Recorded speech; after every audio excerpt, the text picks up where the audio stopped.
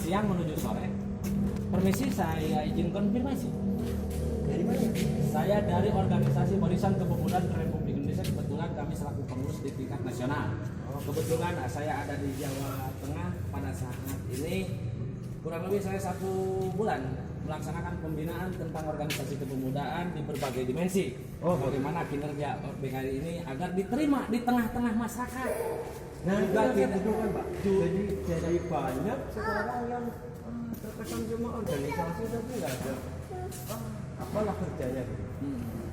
Ini pertama, berdirinya organisasi kepemudaan Republik Indonesia pada tahun 2018 dengan tujuan organisasi ini untuk mendidik anak muda sesuai dengan ketentuan dari usia 16 hingga usia 30 sesuai dengan peraturan pemerintah nomor 41 tahun 2011. Ya, tentang pengembangan kewirausahaan dan kepeloporan pemuda serta penyediaan prasarana dan sarana perkebunan Republik Indonesia. Barangkali tanggapan Bapak sama masyarakat khususnya di Jawa Tengah maupun di Indonesia.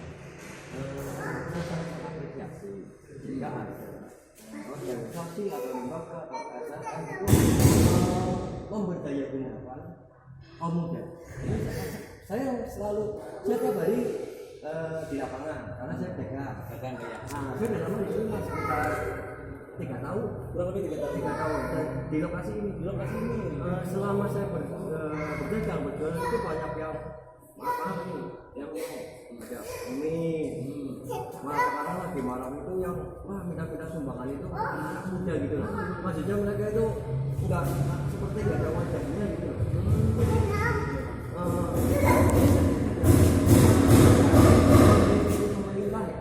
Jadi kerja mereka itu apa? Punya anggaran. Nah harusnya kan sebelum satu pejabat itu dilantik kan punya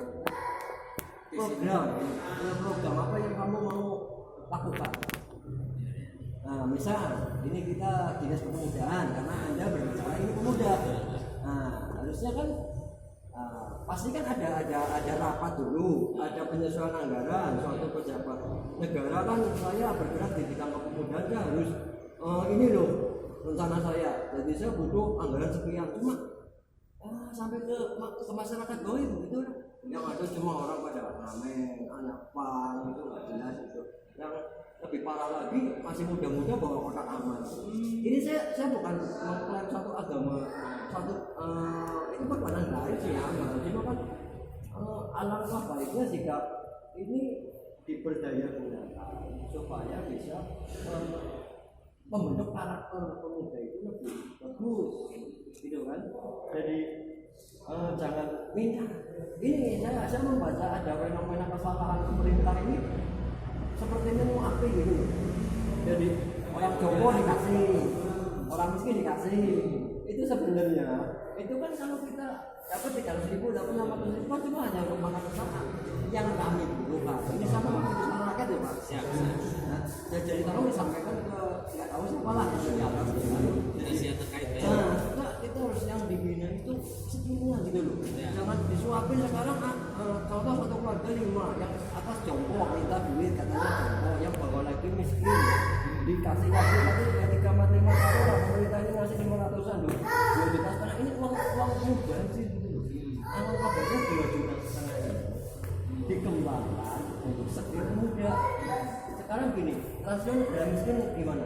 Kalau menurut saya rasio negara miskin berarti yang tertanggung lebih banyak daripada yang menanggung. Contoh dalam satu keluarga 5, yang kerja 2, yang nggak kerja 3, berarti kan berat. Nah kalau bisa itu yang nggak kerja 1, yang kerja 4. Jadi mengulangi bantuan pemerintah. Ini kesalahan karakter pembentukan dari pejabat-pejabat sebelumnya loh. Kalau disuapin, saya nggak ngomong ini penceritaan, saya nggak ngomong ini cuma mencari suatu nama lah ya. Cuma kan kesannya dari sekarang enggak dong, saya miskin harus fasilitasi. Sebenarnya bukan itu. Gitu Pak. Jadi harapan saya ke depan PPKI ini bukan cuma sekedar yang mengkosong cuma label aja gitu. Cuma kita harus punya skill untuk menjadikan masyarakat ini punya daya diri. Kualitas bila perlu produknya ini go internasional. Karena apa? Biar rasio dolar yang masuk itu lebih tinggi daripada rupiah. Betul. Sekarang nggak mungkin kita nyetak kuliah banyak-banyak itu inflasi malah gitu Pak. Jadi maunya bahasa saya ini orang bodoh loh Pak. Saya orang bodoh Pak. Yang mungkin Bapak lebih benar, yang punya pejabat lebih benar, tapi jangan cuma memisahkan anggarannya tidak berguna. Yang jadi karena kan ada anggaran sekian triliun, tapi ya nggak sampai masyarakat lah. Mungkin tersendat di mana atau ada kendala. Nah, atau itu. mungkin akan saya apa yang disampaikan oleh Bapak itu kemungkinan benar. Cuman mohon maaf, kami bukannya membela suatu masyarakat atau pemerintah dalam hal ini. Ini kan ada ketentuan beberapa anggaran dari kementerian, khususnya dari DIPA yang harusnya sampai ke masyarakat. Nah itu mulai pemuda selaku pemuda. Cuman pemudanya yang mana? Nah di situ pun harus ada dasar. Satu, ada akte pendirian dari notaris. Dua, dilegalkan istilahnya ke Kementerian Hukum. Setelah dari kementerian ada penunjangnya dari mulai izin domisili, lalu didaftarkan di Kesbang serta pemberitahuan ke berbagai dinas. Dan dalam ketentuan ADART ini seperti apa korelasinya? Nyambung nggak kepada anggaran sesuai kebutuhan masyarakat atau tidak? Nah, itu salah satu contohnya. Cuma yang sudah saya dengar, pemuda di mana-mana sudah ada. Betul. Tapi tanpa ditunjang dengan salah satu aspek hukum, bagaimana bisa mengajukan ke kementerian yang namanya anggaran kepemudaan tersebut? Gitu diantara Jadi begini Pak, saya menangkap bahwa dari pemerintah ada, cuma mungkin masyarakat kita belum tahu gimana caranya. Nah, saya berharap karena ini suatu saluran lah ya, untuk menjembatani keinginan kita terhadap pemerintah, menjembatani apa yang kita mau, yang kita minta dari pemerintah. Tapi sekali lagi Pak, saya berharap ini bukan disuapin loh. Ini ini yang kacau ya. Pembentukan karakter yang sangat jelek. Jadi pemerintah itu menyuapi ini sebuah nama atau sebuah organisasi atau apa itu, maaf saya nggak berbicara satu golongan, nggak berbicara satu partai, nggak berbicara apa. Ini yang terjadi. Seperti saya di sini udah lama, nggak ada yang gedung nggak dirawat, di depannya aja enggak. Kadang saya itu ya sapu-sapu sendirilah seadanya semua. Kira-kira selama Bapak di sini udah selama 3 tahun, pernah nggak ini ada yang merawat, menyapu, mengurus gitu kan untuk perawatan kaitan dengan banyak pohon-pohonan yang begitu besar-besar kayak gini? Pernah nggak? Nggak ada itu. Nggak ada. Itu nggak ada.